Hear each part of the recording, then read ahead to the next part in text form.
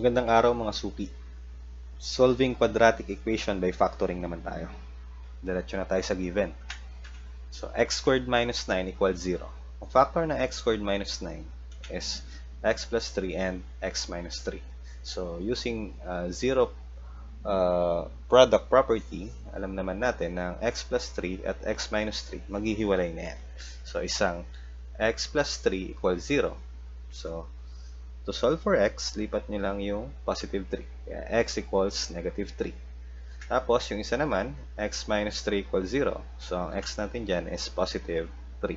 So, ang sagot is x equals negative 3 and x equals 3. Next, x squared minus 81. So, isang x plus 9, isang x minus 9. So, ganun lang kasimple. So, x plus 9 equals 0. So, x equals negative 9. Lipat lang.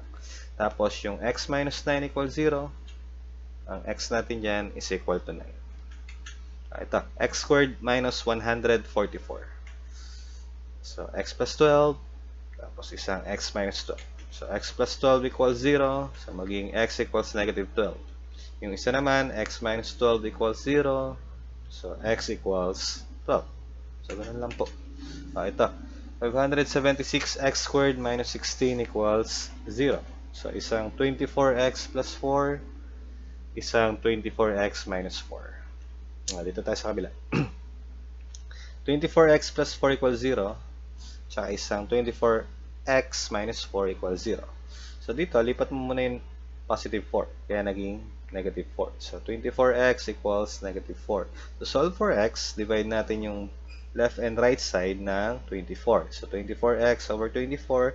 Yung isa naman, negative 4 over 24. So, dito, matitira na lang x. So, negative 4 over 24 is the same as negative 1 over 6. So, dito tayo.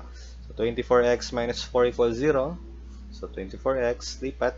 So, 24x equals 4. So, divide left and right side by 24 again. So, matitira na lang x equals 1 over 6. So, ang lowest term na po ito.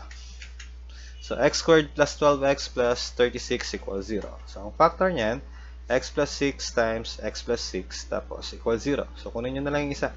X plus 6 equals 0. So, x equals negative 6. Lipat lang. Another, 4x squared minus 20x plus 25 equals 0. So, 2x minus 5, 2x minus 5. So, 2x minus 5 equals 0. So, lipat yung negative 5. Kaya naging 2x equals 5. Tapos, divide left and right side by 2 para matira na lang yung x. So, 2x over 2 equals 5 over 2. Or, kapag inayos mo na yan, magiging x equals 5 over 2. Next, 4x squared plus 28x plus 49 equals 0.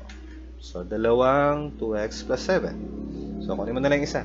2x plus 7 equals 0. So, 2x lipat. Minus 7 or equals negative 7. Tapos, left and right side, divide mo ng 2. So, 2x over 2.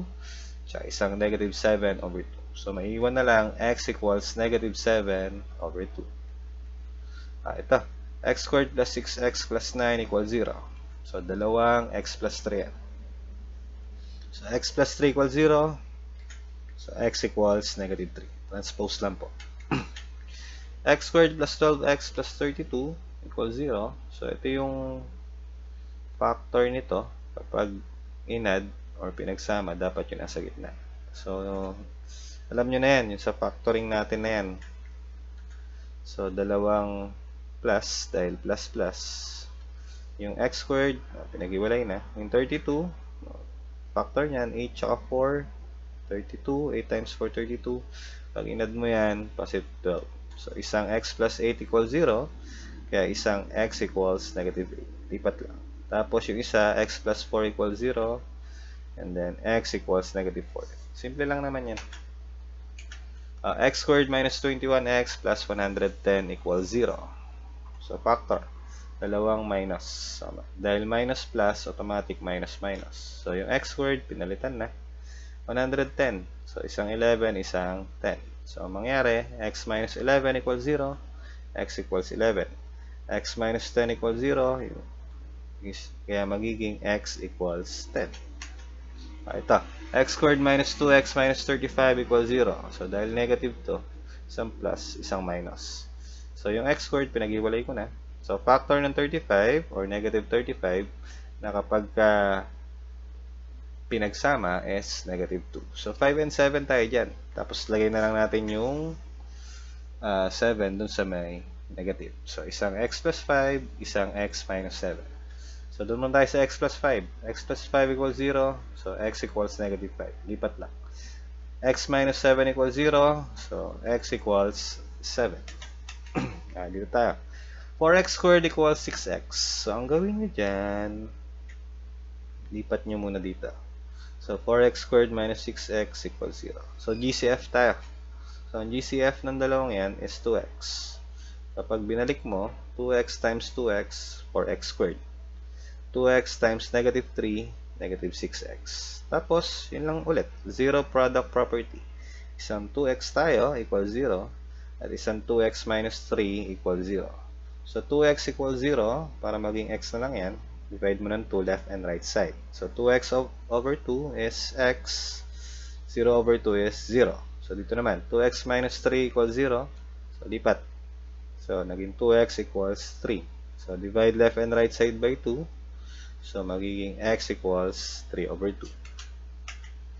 Next, x squared minus 3x equals 18. Lipat lang. X squared minus 3x minus 18 equals 0. So, factor. Isang x minus 6, isang x plus 3. So, x minus 6 muna tayo. X minus 6 equals 0. So, x equals 6. Transpose lang. X plus 3 equals 0. Kaya naging x equals negative 3.